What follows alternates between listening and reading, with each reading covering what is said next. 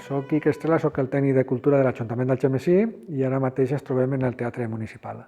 La situació ara, una vegada se va fer la neteja, ara estem a l'espera de que se facin les intervencions per a recuperar-lo.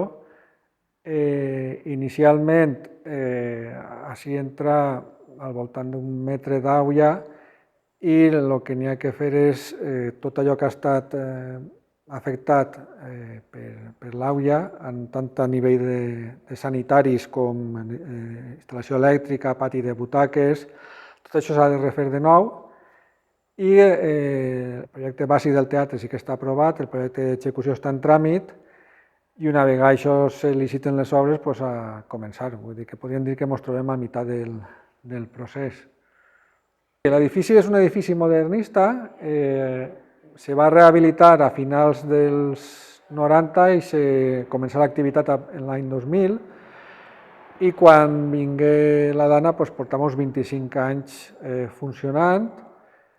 Té una part que s'utilitza d'aulari i una altra que s'utilitzava com a teatre, una capacitat de 433 persones, que té un pati de butaques i un amfiteatre. Tot el que és pati de butaques, l'aigua va arrencar les butaques i anaren a parar a dalt de l'escenari. Totes les tingueren que arrencar totes i també estan inservibles.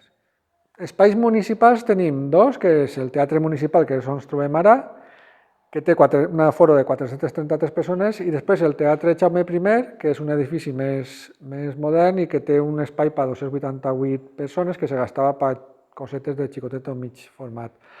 Els dos ara estan pendents, com us he dit, d'iniciar la recuperació.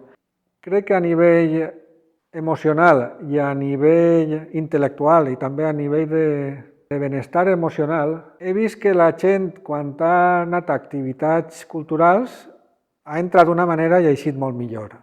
Sí, la idea és que nosaltres considerem que prestem un servei bàsic i en aquesta voluntat treballem. Evidentment, ara el treball que estem fent no té una visibilitat, però sense aquest treball més de formigueta després no podran treballar els verdaders professionals de les arts escèniques i, per tant, la idea és, quant abans, poder oferir els seus projectes al públic.